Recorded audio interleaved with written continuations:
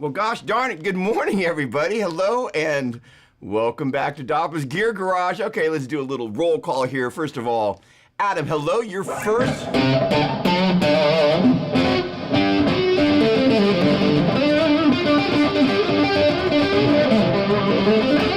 Mark, what's happening?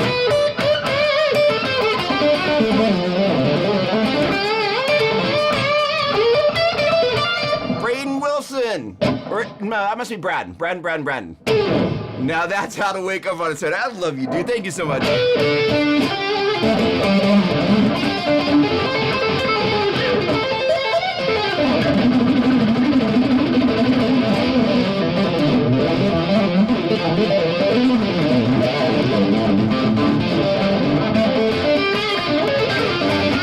Chris Alexander. You see the Mark II C Plus back there, baby? Sorry, that would be Chris Alexander. That's my baby. I got it back from Boogie a week and a half ago. Griffin Gaines. Hello, my friend. Always a pleasure. I got my last little bit, so Griffin, I will raise this up to you. Thank you so much. I've already gone through that fine coffee you purveyed for me. Thank you. Very thoughtful. I think one of my favorite things that I get to do And I do love playing guitar, but I do love the people. I love all the people I've had a chance to meet and hang out with. It's just been so fun. So Griffin was at the show in, technically it's not Muscle Shoals, but it kind of sounds more impressive to call it Muscle Shoals. How's show business? But it was just great to see all these people, Chris Alexander, get a chance to actually kind of in the flesh as opposed to just over Zoom or whatever, or I should say Facebook Live or YouTube. All right, hey, all right, first of all, all right, thanks again, Mark. Really appreciate it. Ron Martin, what's happening? Doug Solo's making my coffee taste better in the morning. You are so kind. Thank you very much.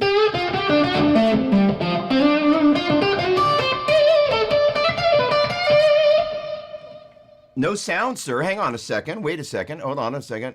Good morning, Sonia. Hang on. Wait. Hang on. Wait. So I've got it switched on here. Just 1 second. Testing. 1, 2. I should be seeing input. All right. Thanks for the heads up. No, I'm showing input. Griffin, do me a favor. Double check that again. I am showing input going here, so give me a heads up. Fix it. Oh, sorry. Okay. Good. All right, good. Sonia, hello. I love all that hair. You look great. Saw the photos from, what is it, Guitar Europe Extravaganza. That was so much fun. Next best thing to being there. I hope you had a great show. Sonia, do me a favor. Let me know how that went. The funny thing is that I have a bunch of Gearphonic friends who have been very patient. I'm in the process of slowly but surely assembling a rig here. The Dimebag Darrell era Randall stuff will not be part of it, but I'm kind of creating a space here. But Sonia has the coolest, it's called the Fulcrum. It's basically a 360-degree expression pedal. So I can't wait to kind of get that puppy into the mix. So in any case, all right. So Chris Alexander, gosh, I love all you guys, but some folks just kind of go above and beyond. And so, Chris, you are near and dear to my heart, as is everybody. But Chris, one of the things that I love that Chris does is that, sometimes, musicians were really good at Jimmy Jet rocks, are really good at talking about themselves, but sometimes it's really good to have a question to kick it off. And I love the fact that Chris Alexander faithfully always sends through some great talking points that enable me to kickstart conversations about things that are really near and dear to my heart. And I just love that. So, top of the list. How was, Brooks, what's going on? Love you too, my man. Hang on, I got a riff for you.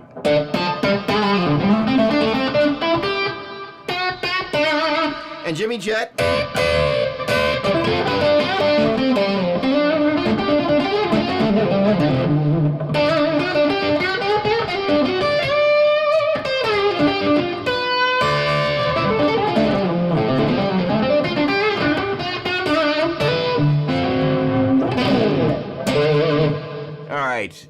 All right, we're caught up there. So Chris shot through a couple of questions. The top of the list was, how was Eric Clapton's Crossroads Festival? Kevin, good morning to you, my man. Welcome.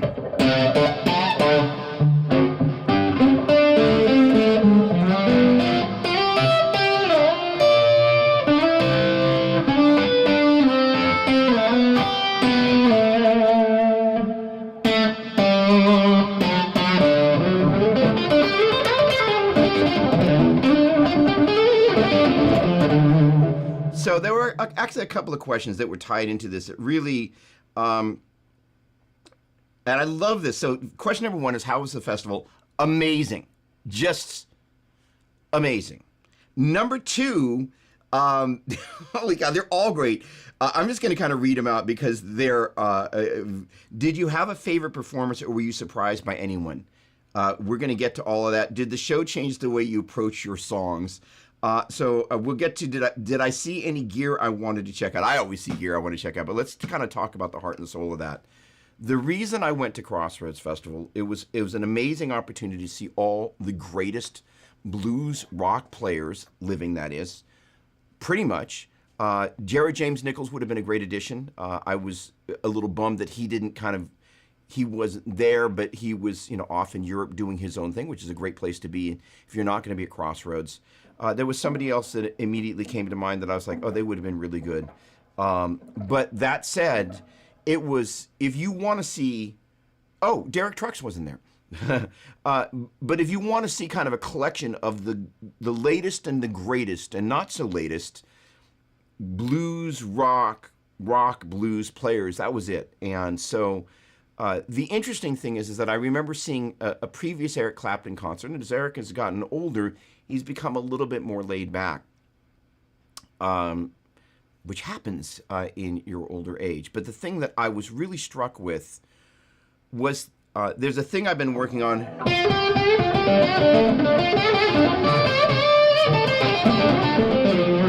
Which is, thank you. Yes, Kevin. Least I forget the one and only Eric Gales. I would have gotten there. So there was such a smattering. So let's go down the list of the ones that, like, I'll go play by play. First of all, actually, let me hang out with Clapton for a minute, because I want to answer that question. I'm going to get to, like, all the other, just holy cow, as well as the surprises. But there's a thing that I've been really working on, which I call the guitar harmonica.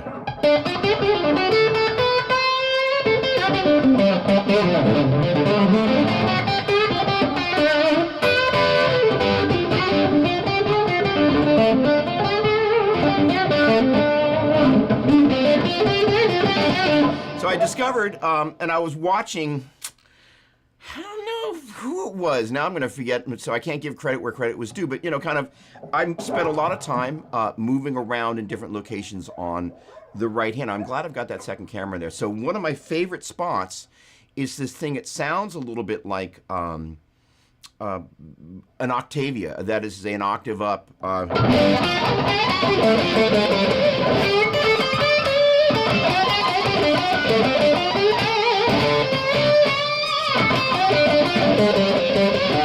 But I'm doing pinch harmonics. Normally, you know, when we think about pinch harmonics, we think about doing it closer to the bridge, because they're usually a little bit.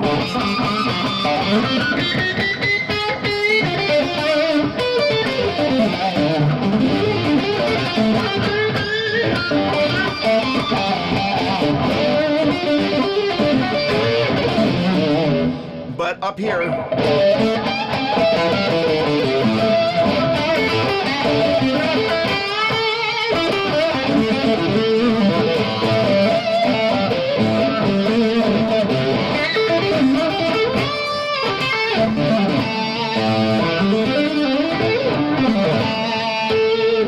it gets this other sound. Somebody was kind of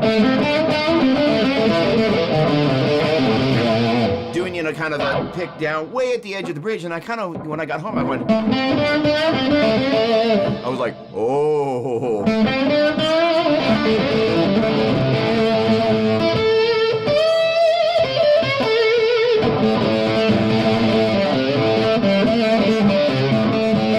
So interestingly enough, Eric Clapton has this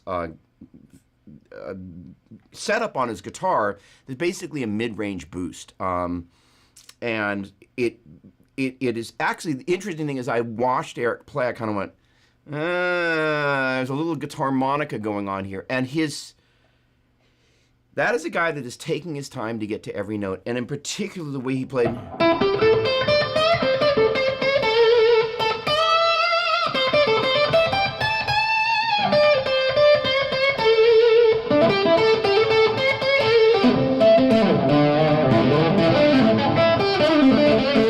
In this area, the neck was so. Uses a pick.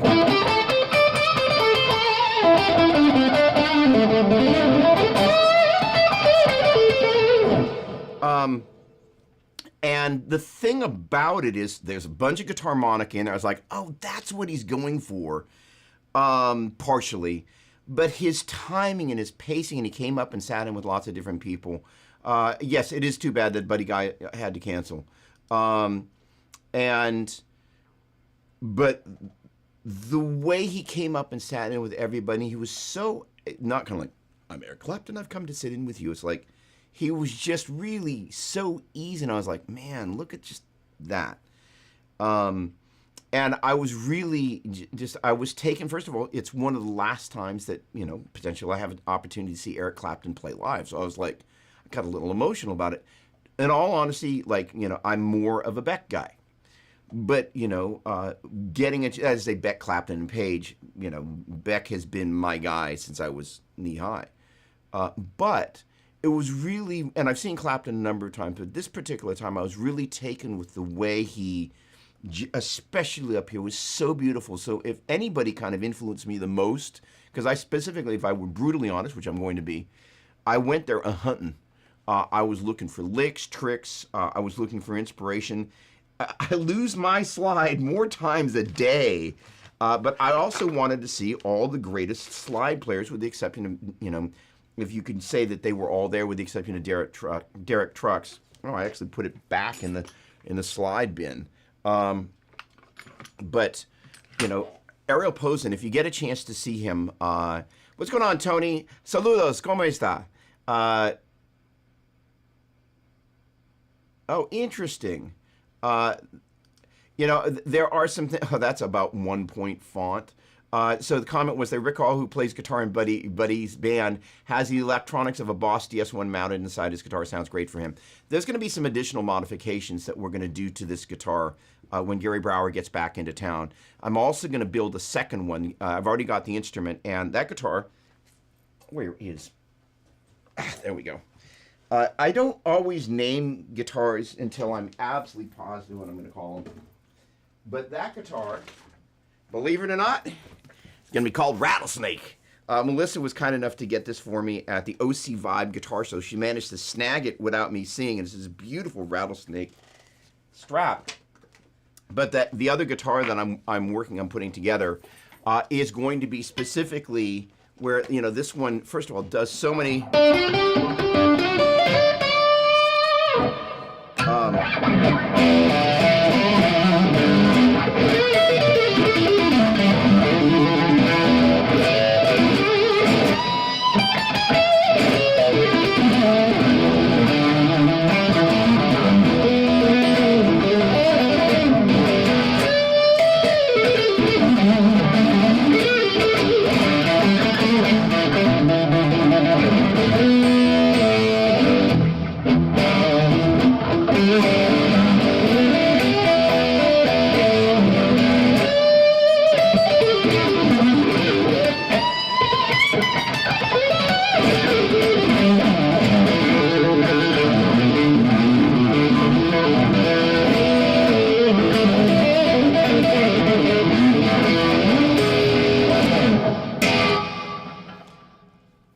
Most Gibsons don't do that. I can credit Gary Brower and the good folks over at DiMarzio and the good folks at Dunlop for the strings. These are heavy core 9 through 42 string gauge. So what they do is they have a little bit of extra spanker on there. Hang on a second. Lamar Brewster, hello. Frank Zappa, the original guitar modifier. Love making guitar your own. Absolutely. Zappa had these crazy, what the heck was it that he hated? I think he had a phaser or something crazy in there. But yes, and yes. Griffin, do you have your Sustainaic wired for the darker 59 setting or the Strat tone when it's on engage? Matt King, good morning, my friend.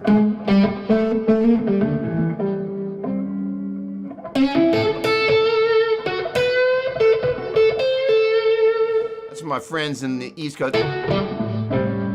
It's a wet weekend.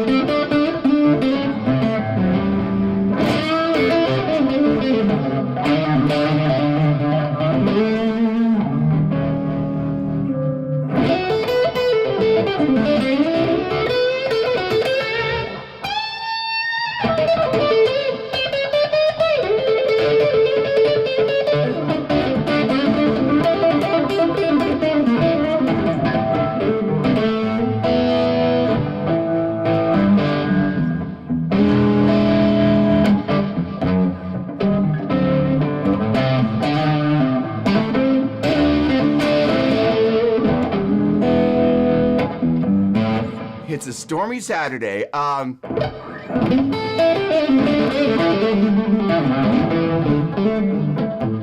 Eventually a YouTuber. Oh, what's going on? Eventually a YouTuber.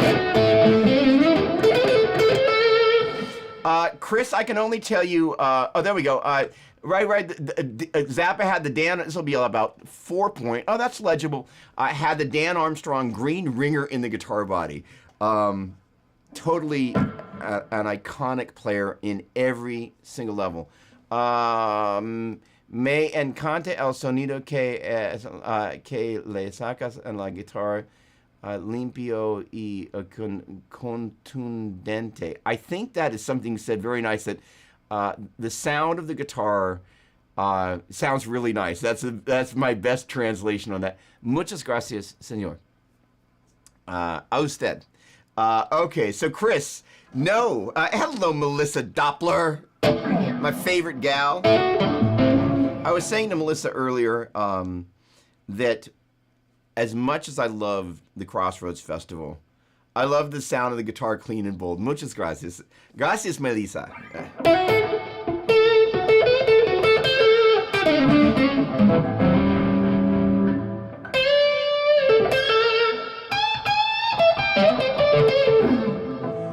Melissa and I, Mel, what's the name of that neighborhood? Nice and cool. Hello there. What's the name of the neighborhood? Oh, Larchmont. So there's this kind of really lovely kind of breakfasty area, kind of family-oriented street called Larchmont. And I kind of discovered it years ago on a thing called Bass Player Live that I did with Orange Amps. And we kind of went looking for a Noah's Bagel. And so it was kind of near the hotel that we were staying at, and I found this neighborhood. I bought Melissa, I think, a coffee table book or something. I loved the neighborhood. It just felt really nice to be there. So on Saturday morning, because the show was Saturday and Sunday, and they have outdoor stuff that happens during the day, but we kind of elected to just kind of cruise over to Larchmont and have a little breakfast. And it was the most wonderful time. So I just have to give a shout out to Melissa Doppler. Every bit as much as I enjoyed seeing the insane guitar playing that completely changed my life, because this was kind of a birthday present, and it wasn't inexpensive to go to Crossroads for 2 days and hotels and gas and all of that, and miss a bunch of teaching. But I enjoyed hanging out with Melissa just as much as I enjoyed going to the show. And I was kind of in the shower thinking about the day, and I got a little emotional. It was very cute. In any case, thank you, Melissa. What a wonderful time, and thank you for that. It was just the gift that keeps on giving. Chris, back to your questions. First of all, what am I playing through? I can only tell you half of what I'm playing through. That right there is the Mesa Boogie California Tweed, and that's half of the signal. So you're hearing on one side.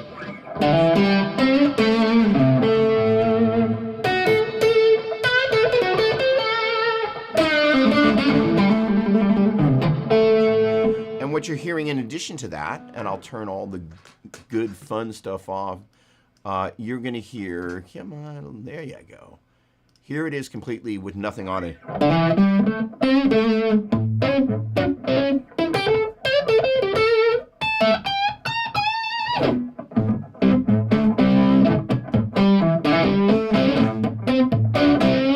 That's the neck.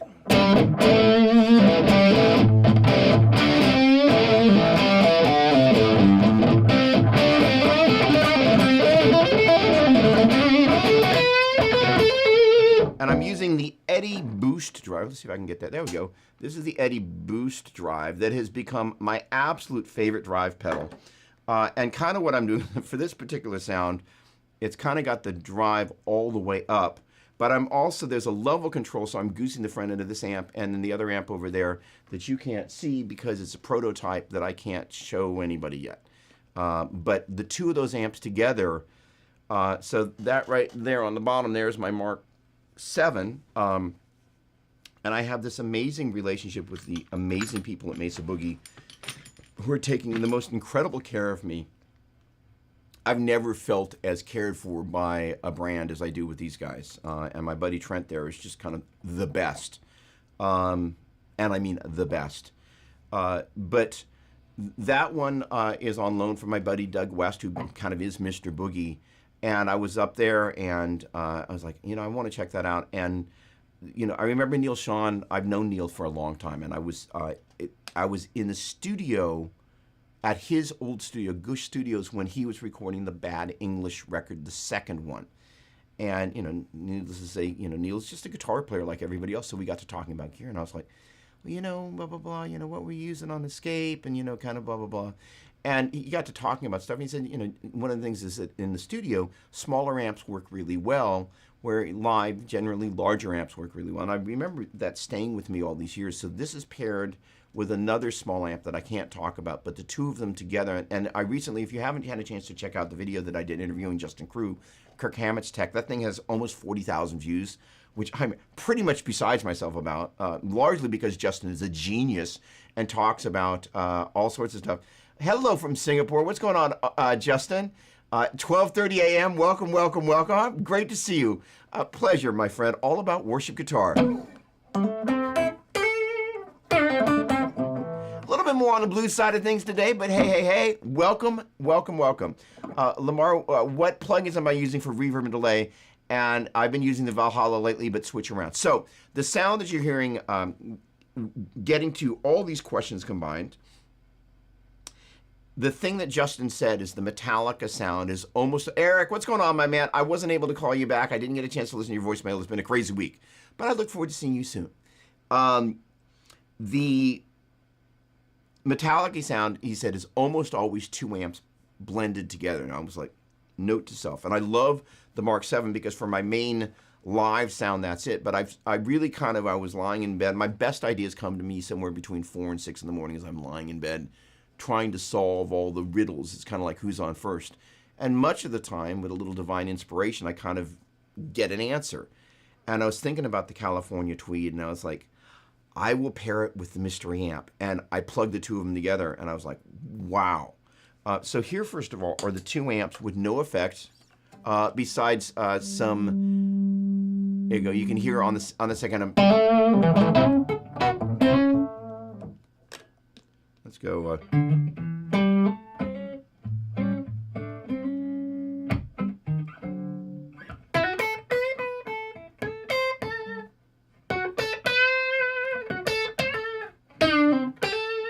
So that's got vibrato on it. So it's modulation, one of the two. You can hear the modulation goes up and down. Now we're going to add a lot of reverb.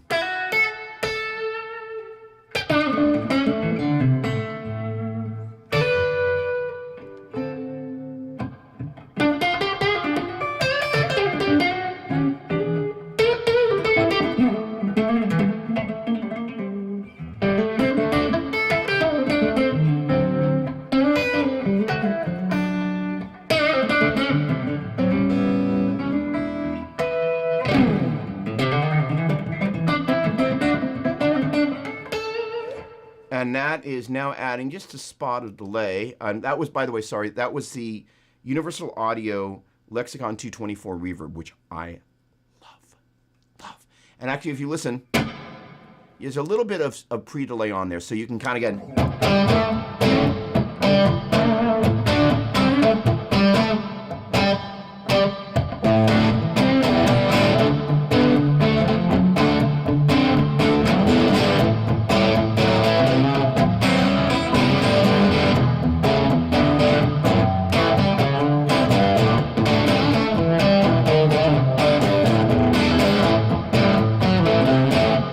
The secret sauce, the Cooper Time Cube, also from Universal Audio Delay.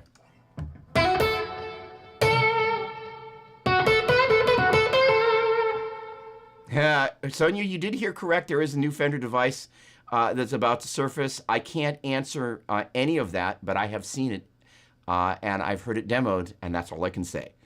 Yes, it is about to surface. Here's just the delay on its own.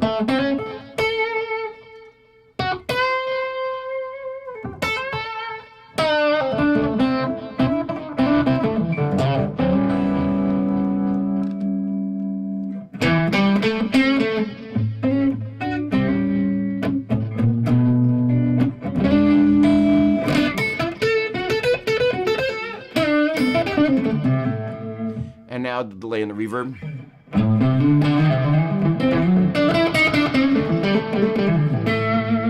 So here's the interesting thing. Sonia, it has expression inputs, right? It sure does.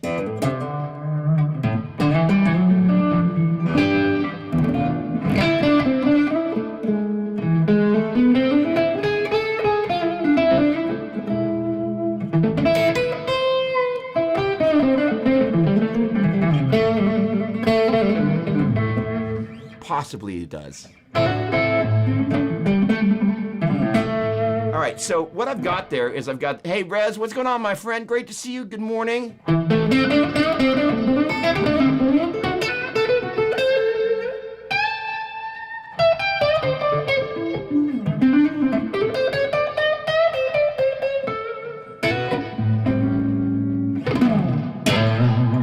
All right, now, that is all the goodness.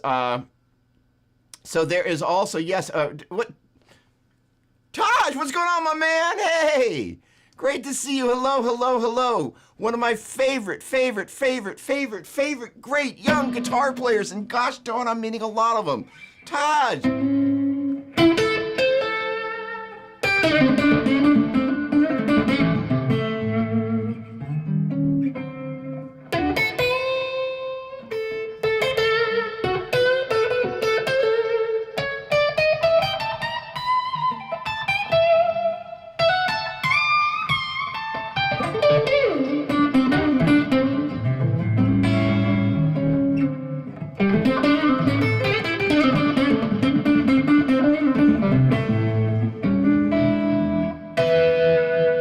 Great to see you, my man.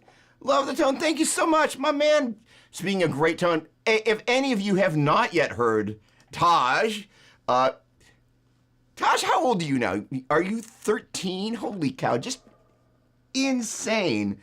Great guitar player. I got a chance to play rhythm guitar for Taj at the NAMM show. Lovely young man, and killer guitar player. Taj, how's that album coming out? And when are you going to be back in the States? Just turned 14. My bad. 14? Just in. Awesome. When are you coming back to the States? When are you going to be here?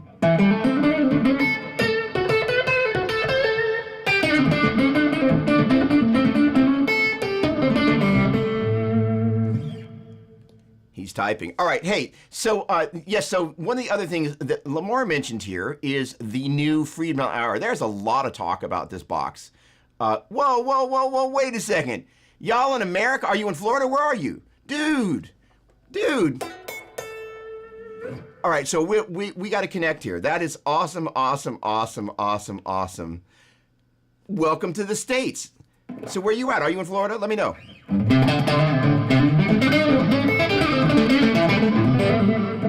By the way, Taj, this right here is my little secret weapon. So that's kind of the core tone.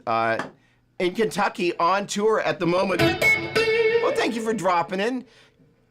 Any of y'all who have not heard or seen Taj play, you just got to check him out. Enough said. No, not enough said. He's a great blues rock blues player. Tremendous command of the instrument. Great tone, great playing. Brilliant musician. You'll hear a lot more about this guy. Drive pedal engaged. Taj, this is the Eddie Boost drive. This thing is nuts.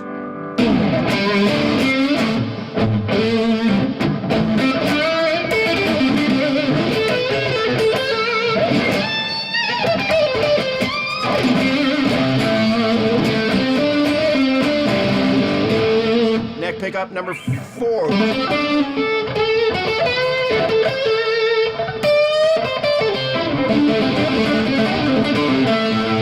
Number 3 pickup selection.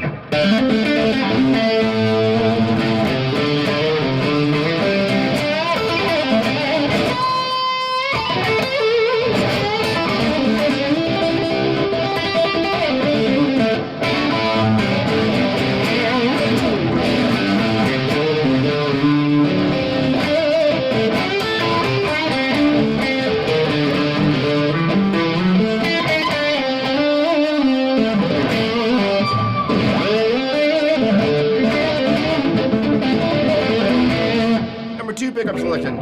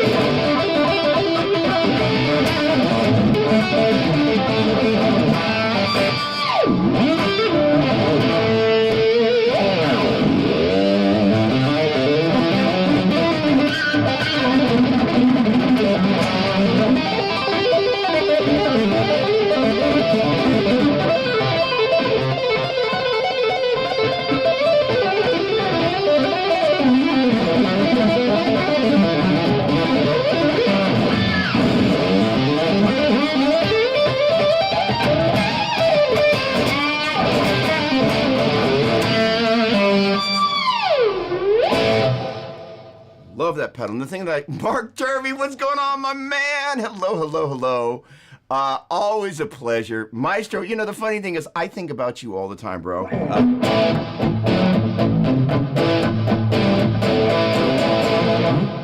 All right, hang on a second. Florida for a month in January, awesome. I need one that sounds tight and still real clean to make clean mate tone for days. Awesome. You know how to find me. If you want to check one of these out, I'll get these guys to send one out to you. Mark, you know, the funny thing is that so what's going on in the next moment here is I'm going back into the studio and adding 3-ish songs to each of the EPs, the instrumental and the vocal one. And so...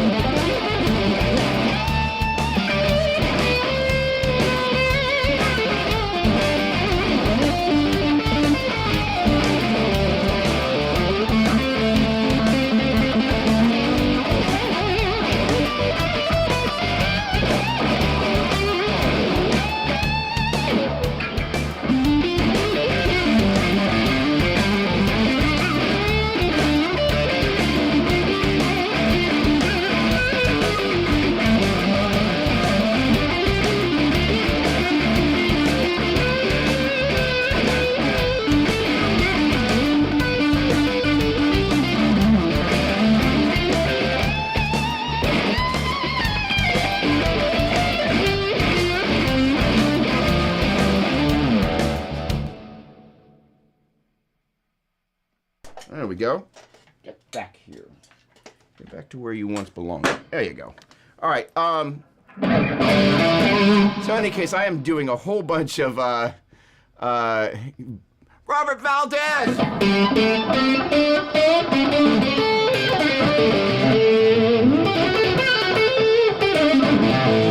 Great to see you, my man. All right. I guess the link was deleted by YouTube.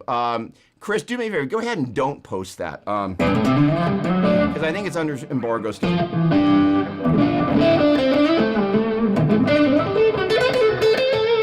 All right. Now I want to... I love that. Now I want to turn everything on and piss off the neighbor. I'm really fortunate. My next door neighbor, all my neighbors actually, well, not the ones on the other side. I don't really know them. But my 2 next door neighbors are just like the coolest ever. And they love guitar, so it's really cool. And every so often, they actually tune in. Brian Bartley, what's going on, my dear friend? Hello.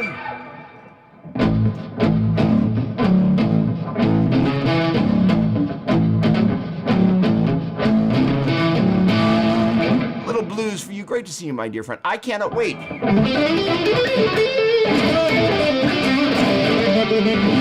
to get back to see you in Montgomery, Alabama.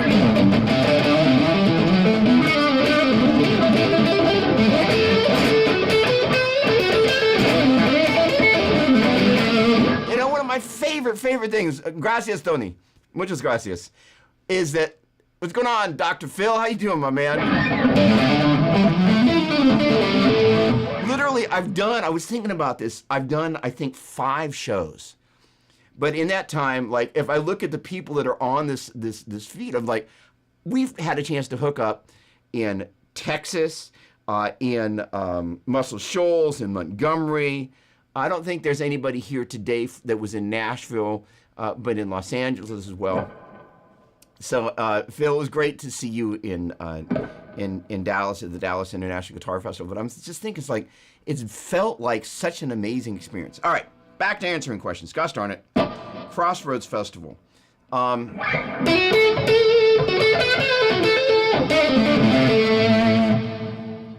John Mayer. Outstanding. I mean, you know, most of us, if we really were to admit it, we would all kind of go, yeah, I have a man crush on John Mayer. The guy sings. Like, an SM58, the most dumb, stupid, million of them out there, nothing special microphone. It's great. It's a workhorse. John Mayer sounds like $1 million on it. He sounds like $1 million on anything. But in an SM58, you just kind of go, how does somebody sound like that when they sing? Then he picks up the guitar, and you're just like... And, you know, he did this great set. He was dynamic. He was John Mayer. Totally unpretentious. Just gets out there and just does a great job. The dumbbells didn't hurt. Will I be at Guitarlington? That is a great question. I am going to do my best to get to as many of these guitar events as is humanly possible. And I will go so far as to say that Melissa and I and some friends are in the process of cooking up our own guitar event. Nothing that would compete with Dreamcatcher in any way, shape, or form. To be continued. That's all I'm going to say about it.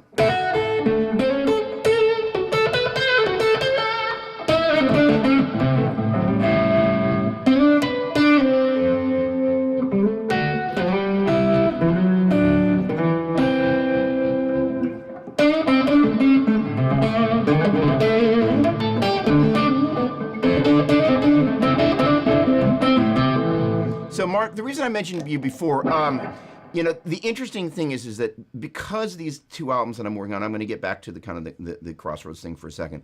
But this is a song that some of you will recognize the changes on. I'm not going to play through the whole thing.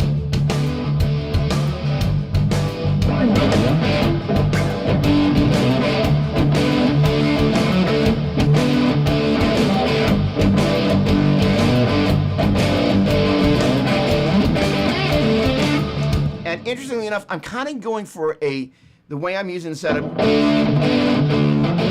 me mute this.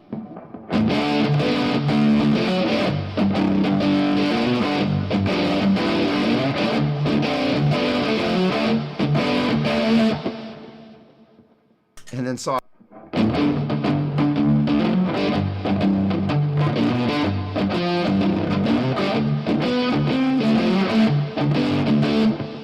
Kind of almost a fuzz into an old amp type of vibe, which is, you know, I'm goosing the front end and I've got the drive all the way up.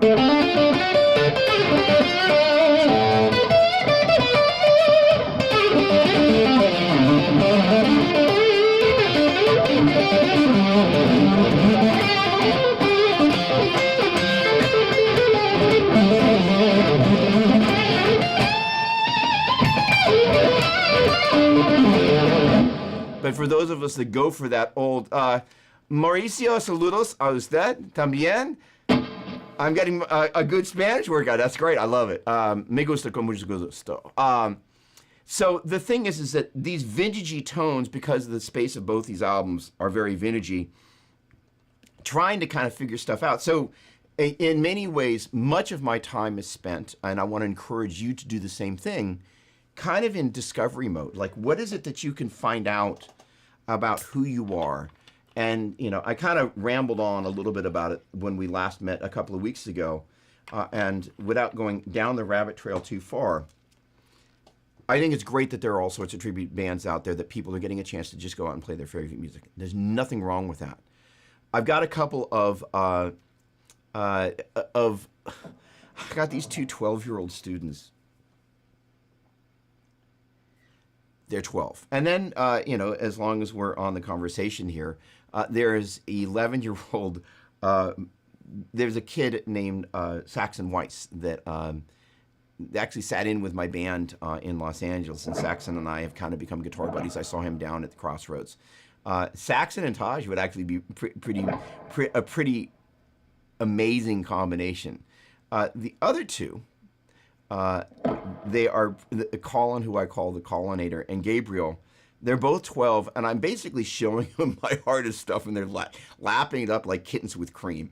They're just like, I'm like, what are these kids going to be like in a year when they're 13? It's absolutely terrifying. I met both these kids at the John Petrucci Guitar Universe.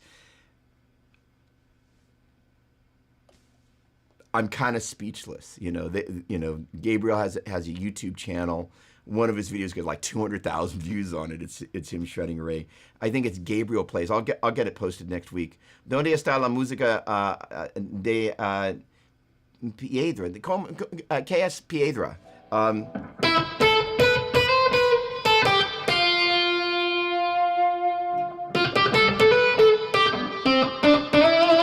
Collinator and Gabe were freaking incredible. Yeah, no, I teach these guys. Like, how lucky am I? They are insane. Insane. And they're 12. It's, la piedra, la rock.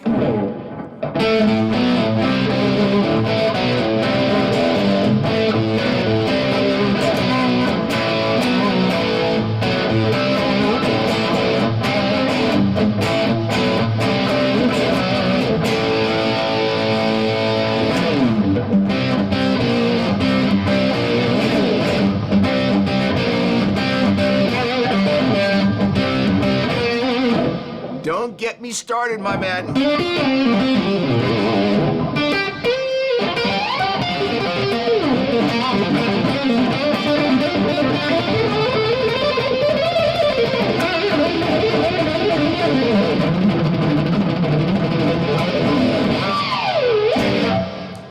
As I was saying, gear matters. And, before I get back to the Crossroads thing, thanks, Dr. Phil.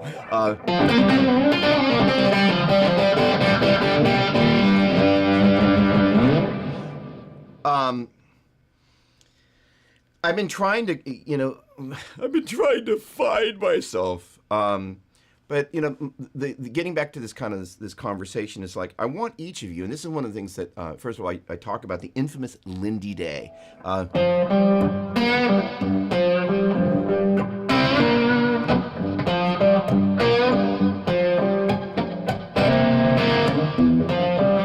And we've got this thing. I can't announce what it's called yet, but you'll hear soon. Brett, what's going on, my man? Great to see you. Hello. So Lindy and I, instant replay. Hey, there we go. We're working on this content that's going to be really about theory, but theory specifically so it informs people how they can better approach making music. Because it's ultimately about making music, and it's funny. I think my students must think I'm out of my mind, because every week I'm like, I've got the latest, greatest idea that I've ever had, and then I'm sharing on that. But there are a couple of things happening. One is we're basically going to redo, and I think it's going to be Lindy and myself, redo diatonic theory and harmony, but from the perspective of two teachers. Aaron Fife, what's going on, my man?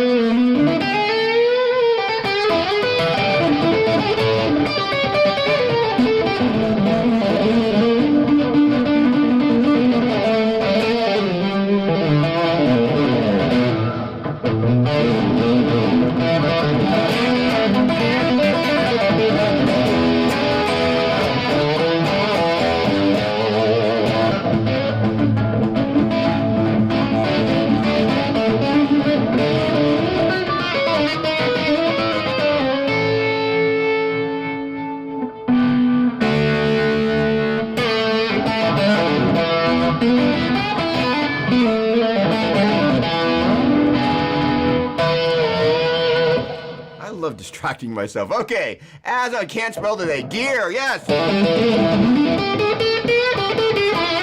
Your lives matter. Thank you, Joe Lewis. Can I get a yes and amen? Gosh darn it. All right. Alan, hello. Great to see you. Great to see you. All right. So speaking of people that play in tribute bands, Alan plays in a great Boston band. As a matter of fact, I'm doing this thing in Vegas for Rapco Horizon and their light company, where I'm playing this amazing collection of great songs. So Alan, I know we met at the Dallas International Guitar Festival. Have we met before? All right. Give me a holler and let me know. Thank you very much, Joe. G-Man, what's going on? Hey!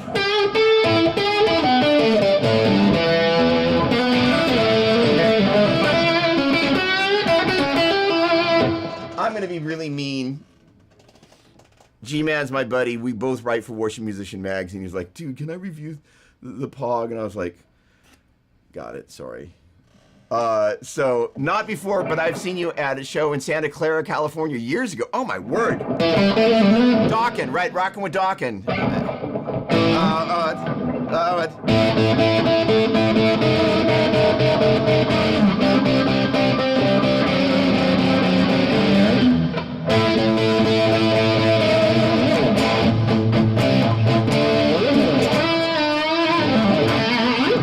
Sorry, I digress, gosh darn it.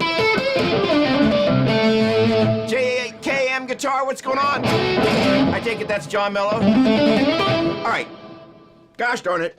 I'm just having way too much fun. Mel, can you translate that for me?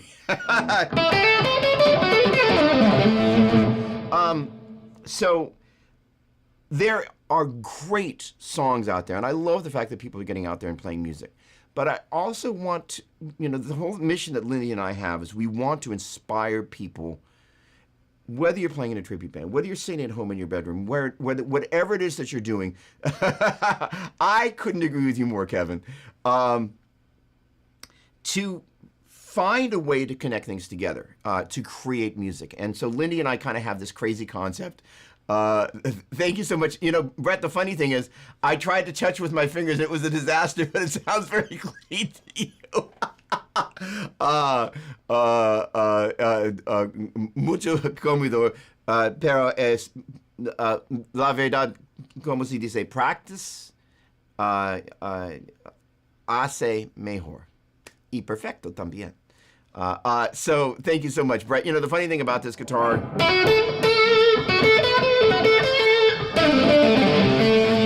it gets better the more I play it.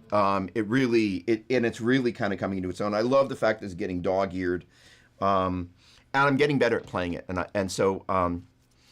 Okay. Okay. So this is a really great question that's now at 2-point font. So Philip asked this, and I'm gonna kind of come back to this in a moment, and I'm gonna make a note. The amazing thing about beginning to organize my studio is that I'm beginning to organize my studio circle fifths. So the funny thing is, I'm going to come back to that, but I've made a note of that. The big revelation that I had, I had hernia surgery, and they dosed me up pretty severely with fentanyl, oxycodone, and to put me under propofol. When I came to, I was strikingly coherent and out of it simultaneously. And I looked on the wall. And Philip, I'm going to answer your question sort of. And there was a military clock, and I looked at it and I went, holy cow. Because on the inside, oh gosh, this is always a disaster to do this. But let me see if I can find it. So the short version is, there we go. All right, there it is, right there. Oh gosh, I hope I don't regret doing this. This could go terribly bad really quickly. Let's see how we do. We're going to go to, there it is. Hey, did it the first time out. So there is the way the circle of fifths is traditionally presented. And we're back. That's awesome. And when I looked at the military clock on the wall, like that circle of fifths right there, On the outside was just your kind of traditional numbers 1 through 12, and then on the inside was the 1300, if you will, through 2400. And I kind of went scale degree numbers or note names, and then scale degree numbers on the inside. But not only that, just for major, so for example, the key of G, as you went around the outside, it would be, actually, as you went around the outside Roman numerals, actually just regular numbers, 1, 2, 3, 4, 5, 6, 7, and then inside that G, A, B, C, D, F sharp, G. Then the next clock is the Dorian clock, where it goes A, B, C, D, sorry, 1, 2, flat 3, 4, 5, 6, flat 7, and then on the inside it goes A, B, C, D, E, F sharp, G, and so on and so forth. So these clocks all sit by each other, and what I love about that is when you think about kind of, traditionally when music is presented, unless it's on the staff, you see these diagrams and you don't really get the secular nature of up and down. So the idea of being able to see, the idea is that if you took the major scale and you just twisted the dial one time, that would be Dorian and Phrygian and Lydian and Mixolydian, and that would be for a common key. But if you did it at that is to say, related modes, as in the key of G major, A Dorian, B Phrygian, C Lydian, they all share the same 7 notes. But conversely, or convexly, or whatever, you could also go, hey, okay, well, we're going to be at G, and we're going to go, all right, 1, 2, 3, 4, 5, 6, 7 major, 1, 2, flat 3, 4, 5, 6, flat 7 Dorian, but it would be a G, and it'd go G, A, B, C, D, E, F sharp, G for major, G, A, B flat, C, D, E, F, G for Dorian, G, A, flat, B flat, C, D, E flat, F, G for Phrygian. But this concept of the clock gives you this visual idea of kind of how you're climbing and descending. So there's more on that. What's happening, Griffin? Don't apologize for anything. Hope that, sorry that happened. Hope you're feeling better. I am mostly on the mend, and appreciate that.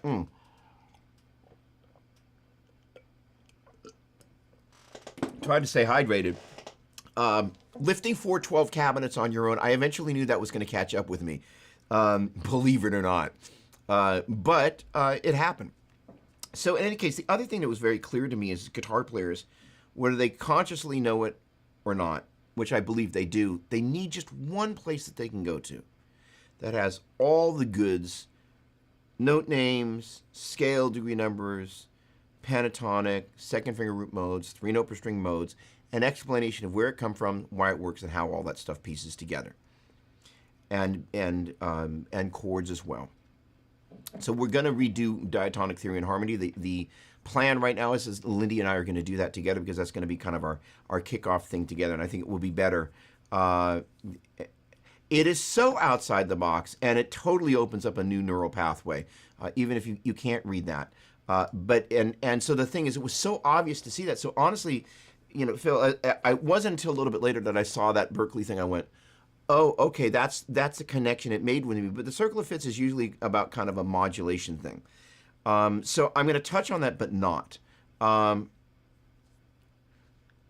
OFR, Original Floyd Rose. Yeah, because I didn't want it. It's still taped up in the back. It's like me. I'm not taped anymore, but there's marks. Because I didn't want to do surgery on the guitar, and I wanted to test it out. The real challenge that I've got with this instrument, so I went out of sequence with the question, is there a reason I went with an FRX, that's this top-mounted Floyd Rose, versus a OFR Original Floyd Rose that you kind of route on the back? Neil Sean has got a guitar that my buddy Gary Brower is modifying 2024 that they're routing out for a Floyd. So I got a chance to play that guitar before, and I'll get a chance to play it afterwards and decide whether I want to do that to this instrument, because I do miss being able to, let's do this. I do miss being able to do this. The way the FRX, it is not a perfect tremolo system. We've got it set up so you can't pull up on it, and it's just because the way that it works and was designed, the kind of flogging I do, you can't really do the pulling up and down. But for traditional rocking floating tremolo, which is this.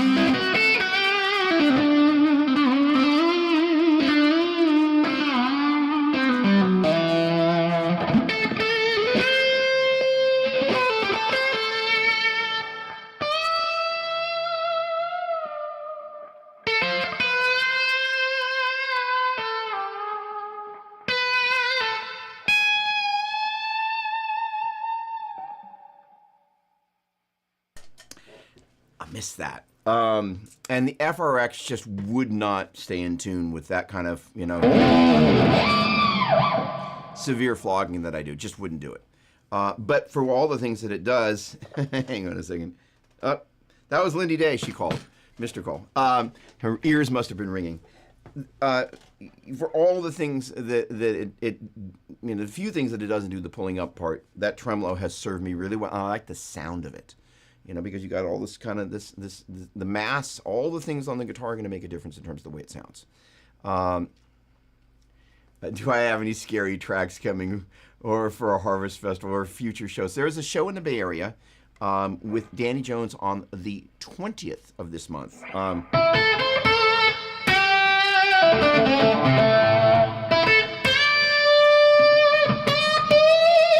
So I'm really excited about that, but going into the studio on the 11th and 12th, recording 3 more songs for the vocal album, 3 more songs for the instrumental album. That's where kind of this tone thing really matters, and that's where, getting back to the question at the very beginning of this thing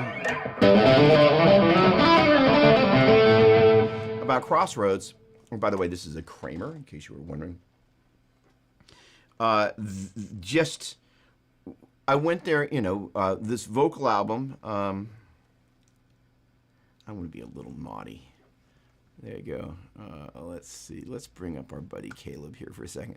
Y'all going to get a chance to hear a little demo. I hope my buddy Caleb wouldn't be too disappointed with me. But this guy, yeah,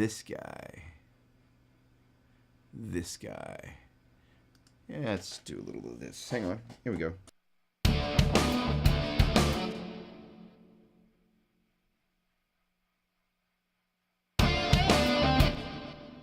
There we go. Got to have my melody guitars in there at the top. Here we go.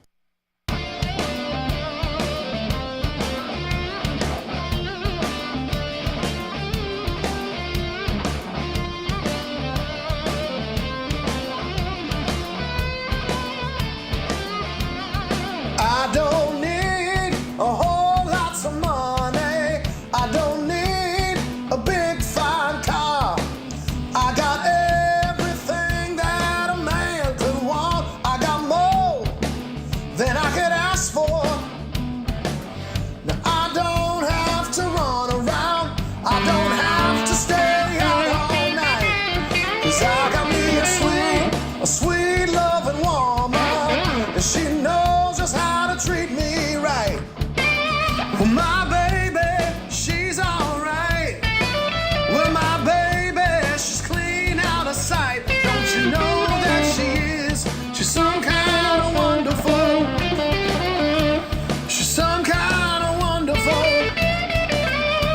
She's some kind of wonderful. Yeah, yeah, yeah, yeah, yeah.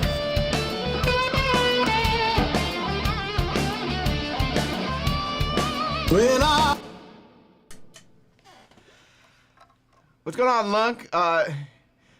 Play Join Us for a Bite. I don't know Join Us for a Bite. In any case, but that is the one and only Caleb Johnson. Mark, hey!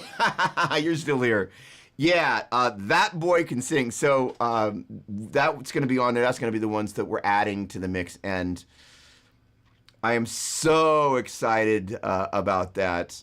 So excited about that. So y'all and Howdy are making me feel at home. There we go. And I do not, unfortunately, Lunk, no bass battle from Scott Pilgrim. Sorry. So Eric, great question here. Let me hold on. I got my fifth, so I did that. Eric is asking about fundamentals of soloing over chord progression. Chord, solo, fundamentals. Eric always asks the best question. All right. Getting lots of. I do not know Master the Dream either. Sorry. Hate to disappoint, but thank you for joining us. Really appreciate having you here. Gosh darn it, my request list. It's not great. All right. So in terms of the whole thing about Crossroads, John Mayer. First of all, Joe Bonamassa. One of the reasons. Well, thank you very much. That was okay. Let's see here. All right. Thanks for the sentiment. I don't know Made in Heaven by Queen either. Sorry about that.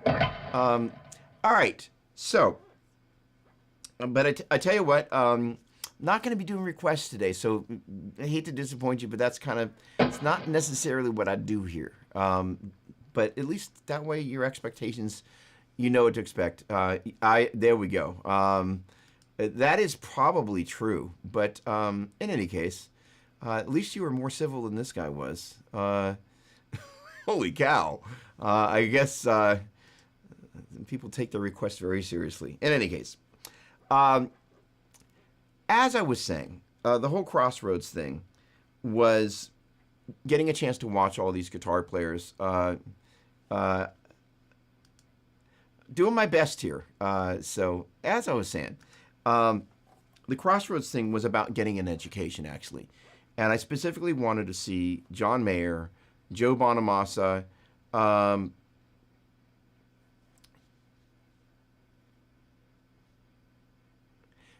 right, Joe Bonamassa and all this smattering of great blues rock players just kind of doing their thing, and watch how they presented their show. It was one of the great things about having done this string of shows both in the South and in California.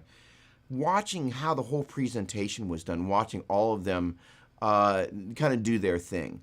And it was really a very unique opportunity to see all of them in one place, hear how their live sound was, watch as they switch guitars, which guitars do they play, how many dumbles did Joe Bonamassa and John Mayer have on stage, kind of get a chance to hear Carlos Santana do his thing. Thanks, Chris. And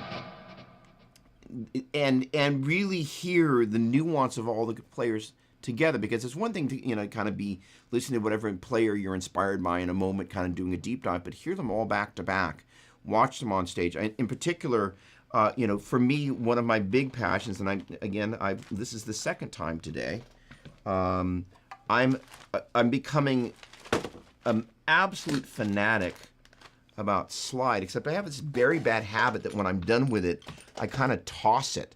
And the thing about tossing the slide is they become increasingly hard to find. But the slide for me, although I can do it with a little vibrato.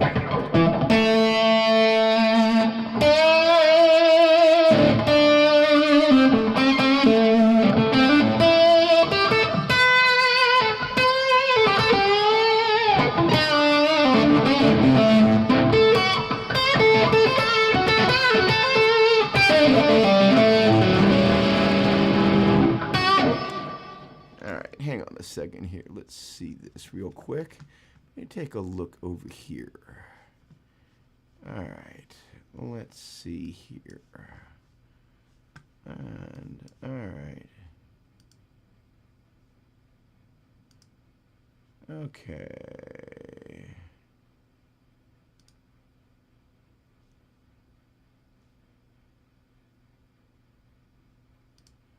Okay.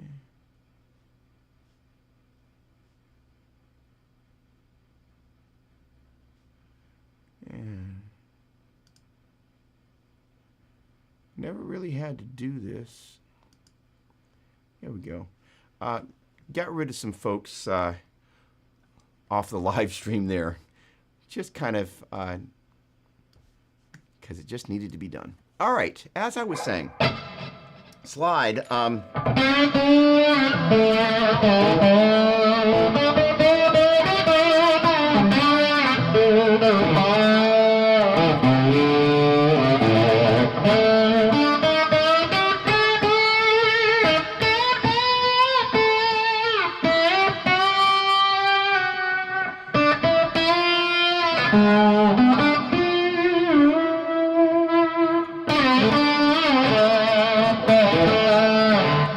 It's just one of those sounds that I've absolutely fallen in love with, and kind of, I thought I muted these guys. Hey, Michael, thanks so much. Holy cow, hang on a second. All right, good. Yeah, no, it's actually, the whole trolling thing that's actually kind of cool is that actually what's neat about it is it actually means that you're having enough impact that people are actually noticing. So believe it or not, guys, it's a sign of success and impact when you start getting trolled. Thank you, Phil. That's great. All right. So the thing about seeing all these players in the same place, you really get a chance to watch what it is that they do that's nuanced, right? So again, kind of, and I don't know. Hang on a second. Alan, right? Yeah. It's one of the great things is Alan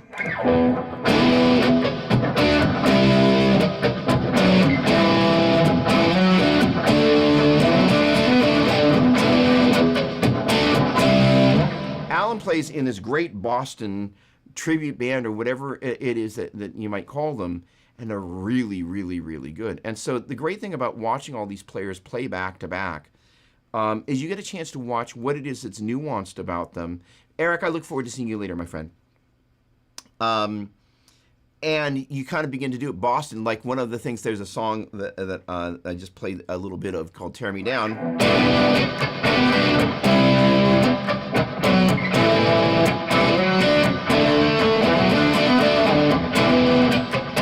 And that...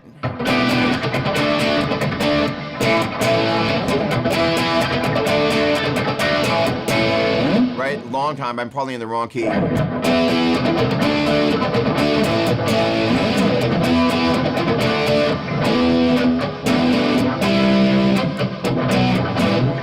Totally thieving it and admitting to it, but it's just one of the things that I'm always listening. So what I did was I went to Crossroads kind of going, okay, I want to see the best slide players in the world. Brothers Landreth, Sonny Landreth, and they were both amazing. The Brothers Landreth in particular, the vocal harmonies just blew my mind. And, Bonamassa and his band. I also got a chance to see Josh Smith's solo set, which was awesome. So the interesting thing about the whole fingers and pick, that's, again, 2-point font. How do you so easily switch between the fingers and the pick? You kind of, first of all, the stupid answer is down here. There we go. Is that literally you can let gravity work for you. I'm holding the pick like I normally do, and just literally just kind of let the pick, literally, if I didn't have the finger there, it would fall. What I'm doing is I got the finger there, and I'm just letting it fall naturally and kind of catching it, if you will, with my middle finger. And then I'll bring the other finger on top of it.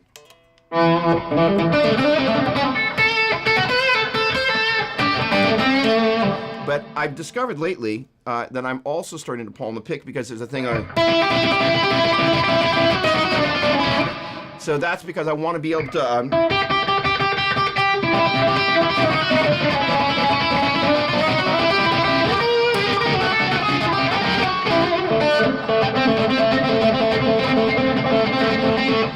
get these triplets going. I haven't got it so I can do it on one string yet. I can do it on two.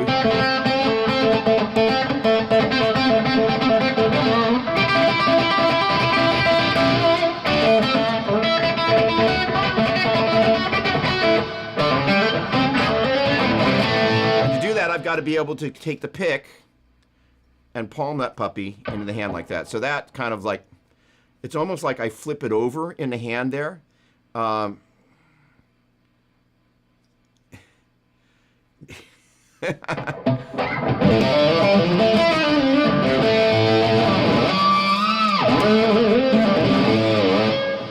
So in any case, The ability, you're kind of just flipping it over and letting, again, kind of almost letting gravity kind of take its place, and then you're just grabbing it. So that is to say, you got it held like this, and you're just kind of flipping it around, almost like you were just kind of a coin into the palm of your hand, and you're able to grab it. And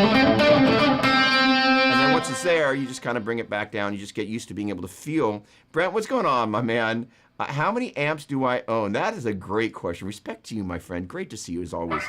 I own probably 20 amps, and then there's the other 10 or so that are on loan from 20 on loan from various friends. I don't count. It's better that way. It is a little bit of a problem because there is some spillover into the living room, and that's in addition to the offsite storage we've got. But that's a different guy.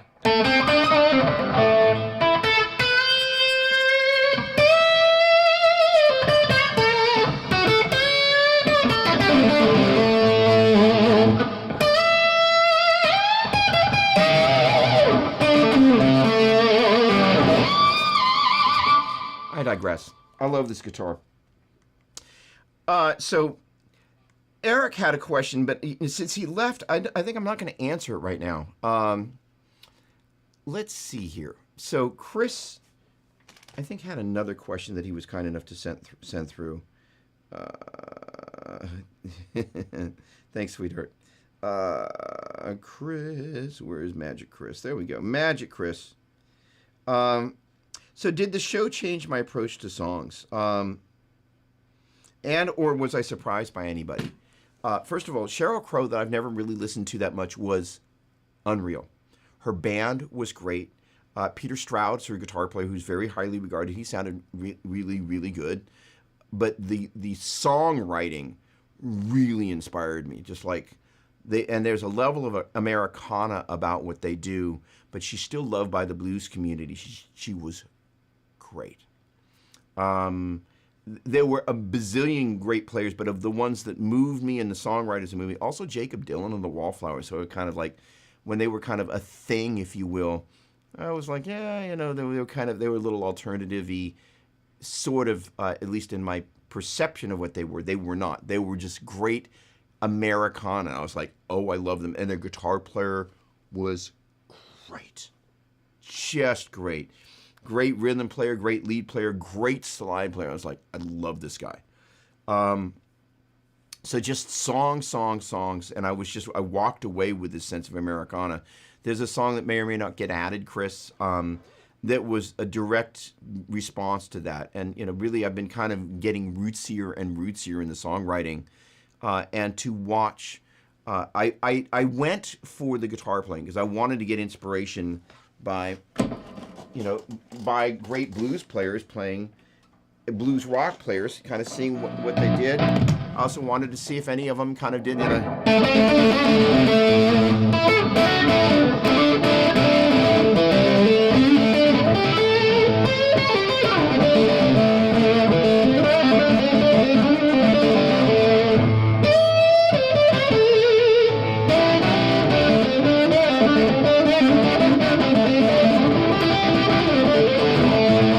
guitar harmonica thing. Clapton was the only one. I went, oh, I think I hear part of what he's going for, which was really good because it's kind of one of the things that I'm really working on, trying to make, if you will, a signature.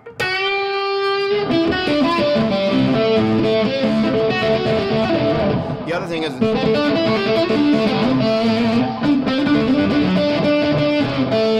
the interval thing.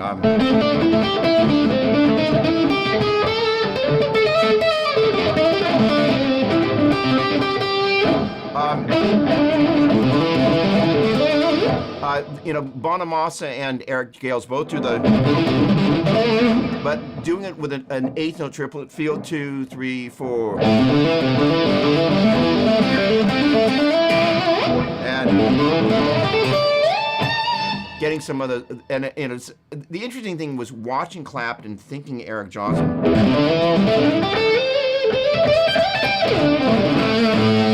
You can totally hear the Eric Clapton and Eric Johnson's music, not in a bad way, in a great way.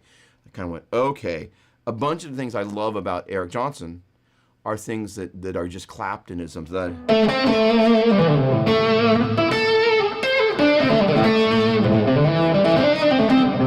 These little slides. Eric has kind of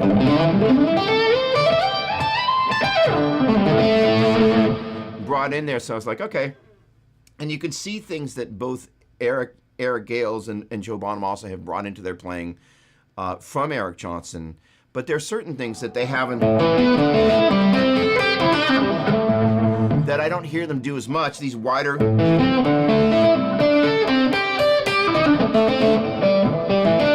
things with a pentatonic. Basically, I'm taking pattern number 1, pattern number 2, and taking, oh, not like that.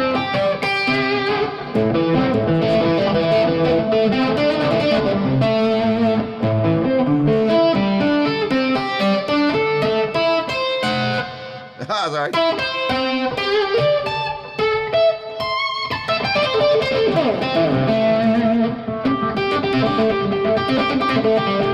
And the other thing is, I noticed a lot of my interval playing.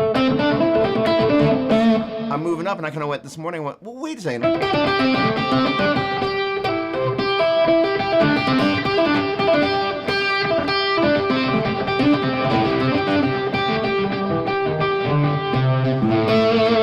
So I'm going to be spending a lot more time kind of discovering the downward movement. So the great thing about analyzing other players is when you start analyzing yourself, you kind of go, why does I only go up and not down? Note to self. And seeing what, because I'm trying to develop a style where there are things that when I play them, you kind of go, that sounds like Doug.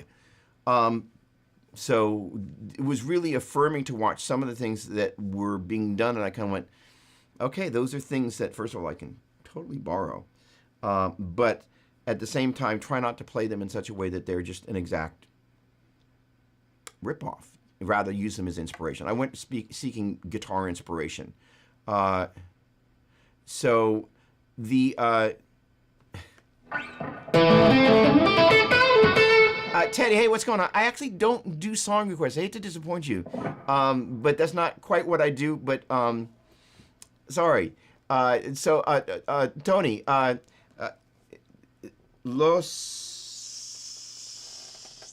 pistillos or pickups.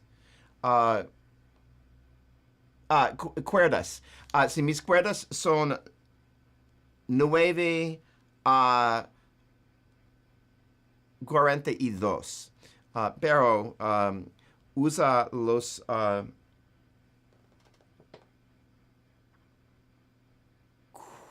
hold on, wait. Cuerdas de Dunlop y hace heavy core.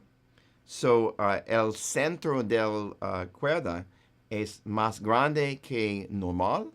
Entonces la cuerda it doesn't move as much, doesn't vibrate as much, so it stays in tune. It's more stable. And so it sounds fuller, sonor más grande que un 22 normal.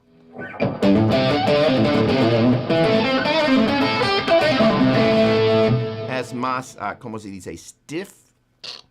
All that to say, in my broken Spanish there, is I'm using the Dunlop, that's a custom gauge that's 9 through 42, but they use their heavy core 9 through 42 to make a more robust, muy bien, gracias, to make the strings more stable, but they also sound fuller, and I just love these strings.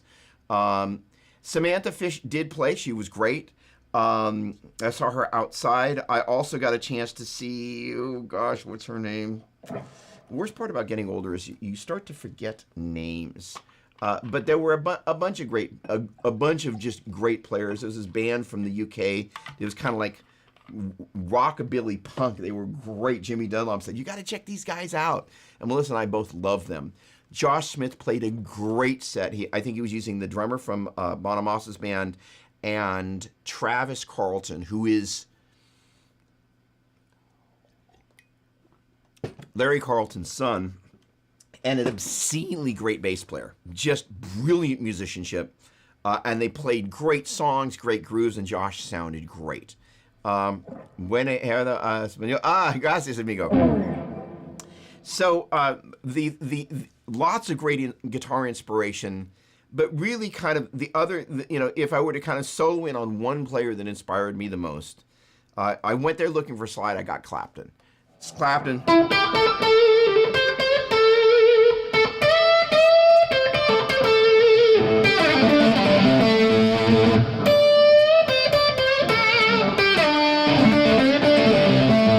If I throw up this little piece of this track, it would just kind of, it's the same thing that happened when I went to, I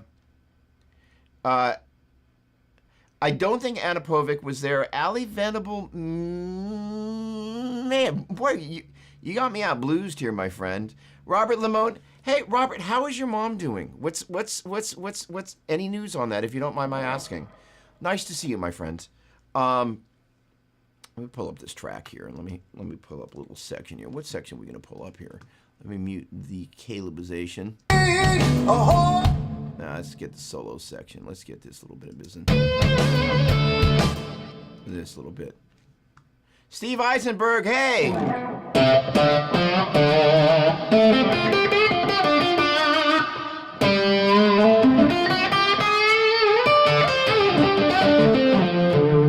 All right, so great to see you, my friend. Wrong window. There we go. Let's see if this is...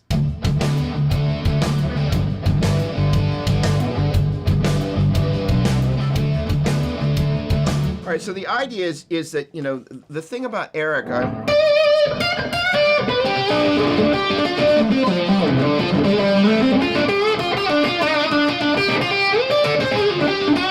the way he sits on notes, really, I was like, okay. So that was kind of one of my big takeaways. Let's put it to music. Awesome, Eric. Steve, rather.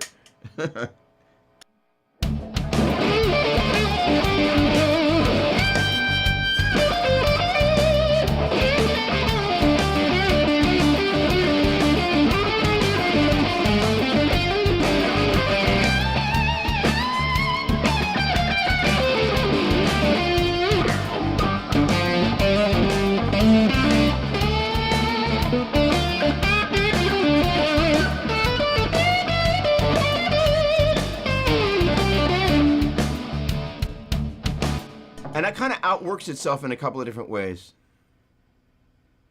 Oh, Eric, so Robert, my bad. I got you confused with somebody else. So sorry. Okay. Well,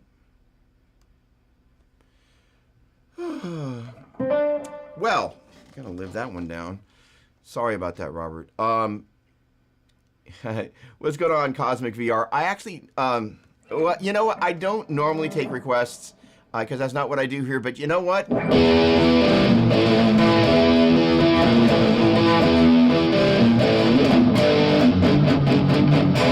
And that's all I know about that one. But that was for you, absolutely. All right, awesome. I am thinking of Tom. Thank you, Chris.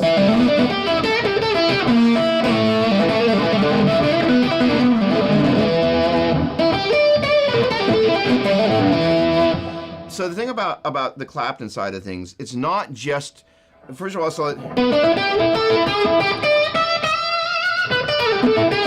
but there's all this space in between the phrases.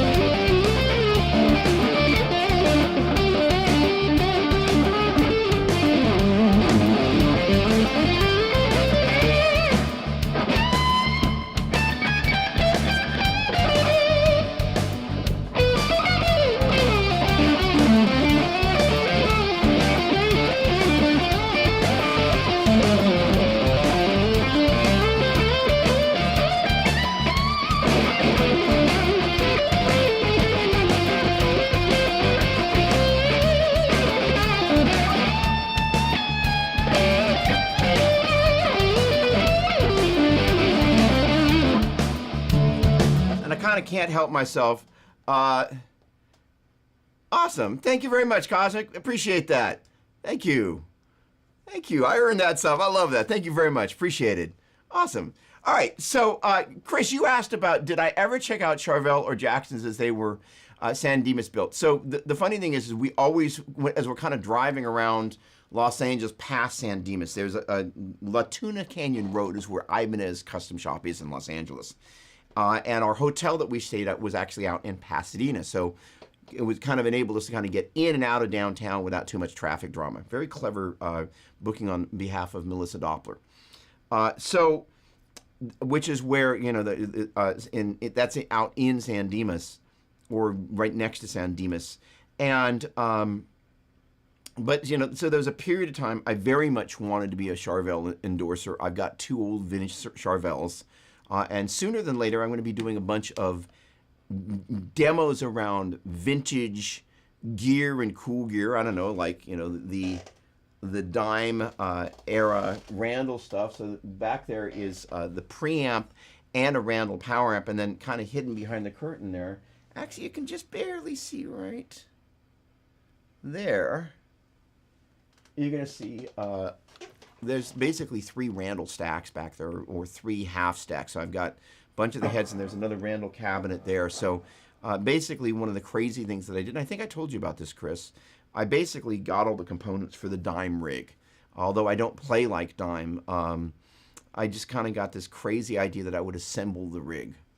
And spent a small fortune in doing it. But the other thing is, Dime didn't actually have a delay in his rig. They would add it front of house. But every so often, you would see in the rack there a TC Electronics delay. So I got that TC Electronics delay. I got the MXR EQ. I got the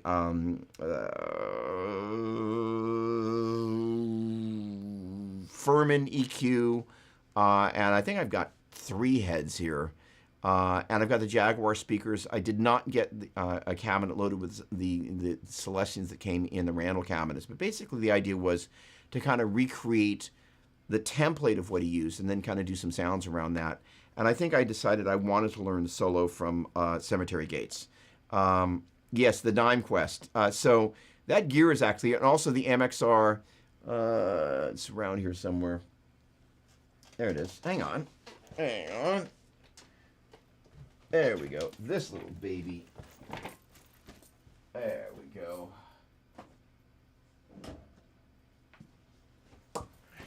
So it's all kind of the right dime gear. So I'm really excited about it. I'll pop this puppy on top there. And I'll learn the solo. Uh-oh. No, you're not wanting to sit there, are you? No, too slippery. You're going back where you came. But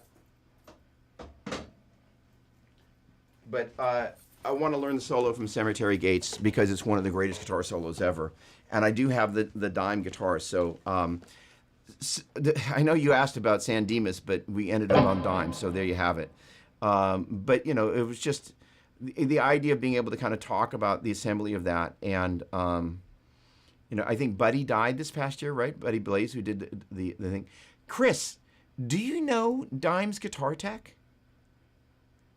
For those of you who don't know, I did an interview with Justin Crew, Kirk's Guitar Tech, and that video has actually done really well. But more importantly, it was a lot of fun to do, and learned a lot about, you know, not just, you know, what the Metallica guys do, but some really great inspiration around, again, the idea.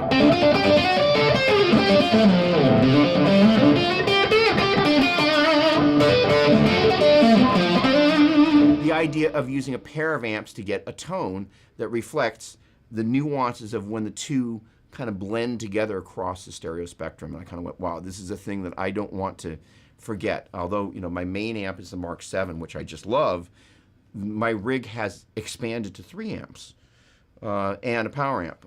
So that probably means that there's even more to come. Okay, ladies and gentlemen, I have some guitar lessons that I need to prepare for. But I wanted to thank you for hanging out today. Oh, there we go. Oh, there we go. You know, it's a funny thing that you should ask that. Dr. Phil, what do I think about the dime wah? That is a really good question.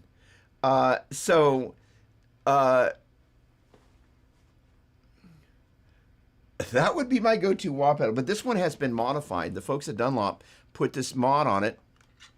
Basically, it engages on a spring. And so basically, in addition to having the boost that should light up... Oh, I killed the battery, or there's nothing on input here. It's got a boost function. So sometimes when you kick on a wah-wah, it kind of disappears because it's a filter sweep. So this little guy, I think, when it's in, adds a boost. So, but the other thing is this guy is on a spring load. So instead of doing the traditional, got to turn it on and turn it off, the spring load enables you to just kind of do it a little bit, if you will, most commonly seen in the Bad Horsey. But I think that actually started on... I've got a Dunlop wah that I think preceded the Bad Horsey that actually has that on that. So Grady is on IG. Okay. I think if we see a video, perhaps in the making, that would be really cool. So, the spring load is so cool. So that's a customization that they do. You know, the funny thing is there is the kind of the bright camo, but I also saw at they had down there at Crossroads Guitar Festival, the Dunlop folks were there. They also had a kind of a brown. Thank you very much, Messi. Much appreciated. Messi, the greatest of all time. We wouldn't have to be a soccer or football fan, would we? Yeah, Gib, love the spring loaded. Hey, nice to see you, by the way. Thanks for today. With pleasure, as always. Me tengo que marchar como... I have to go, pero siempre aplaza. Gracias, demonstration. Saludos a Melissa y a ti. Igualmente, Tony, muchas gracias y buenos días. ¿Cómo se dice? Tiene un buen semana. And I look forward to seeing you next Saturday. Phil, thank you so much. That's funny. So in any case, look forward to seeing everybody next Saturday. Really nice to be back. Thanks so much for just hanging out and just always being so much fun. Again, I think my favorite part, Mark, hey, what's going on? Teaser clips. You are the bestest. What I love about you is you're kind of like my vintage classic rock soulmate. I'm like, if it passes the Mark Turvey test, it's got to be good. So, you know, and it's just, you know, I have my, Adrian, hey, what's going on, my man? Great to see you. And I love that photo. You know, there are, again, the great thing about getting out and doing, it's amazing how many people I got a chance to meet, new friends and old, doing these series of shows. Chris, I look forward to seeing you too, my friend. That, you know, got a chance to kind of see the people that I know virtually. But, you know, the great thing about these, I say this every week, but the great thing about this is it's very social for me. We're guitar buddies, and we're you know, we're hanging out talking about guitars and all the fun stuff that we love and the gear. And, you know, there's always something interesting and new to talk about. I'm looking forward to getting Lindy on the show sooner than later because she's a brilliant guitar player, and she's a great friend, and she's a brilliant music educator. So that's going to be really cool. But I'm going to be in the studio the 11th and 12th of this month. So invariably this next week, next Saturday, I'm going to have something very interesting, at least to me, to kind of talk about with all the preparation that I'm working on. And it's just been a lot of fun. Can I play something if I have the time? For you, absolutely.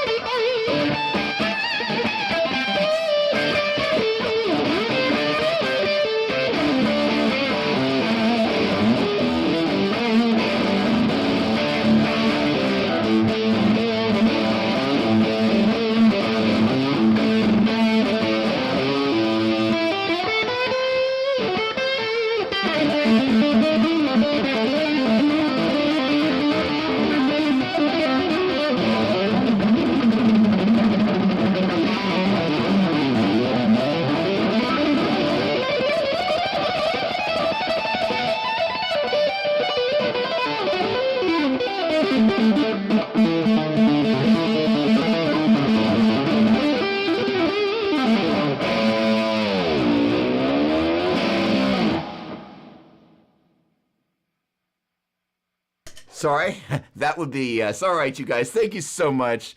Have a great one. Sonia, I hope you had great success at the show. Robert, all right, you guys, I got to get out of here. Much love. You take care. I look forward to seeing you next week. Thanks again for tuning in and making my Saturday always a pleasure. Much appreciated. Y'all take care.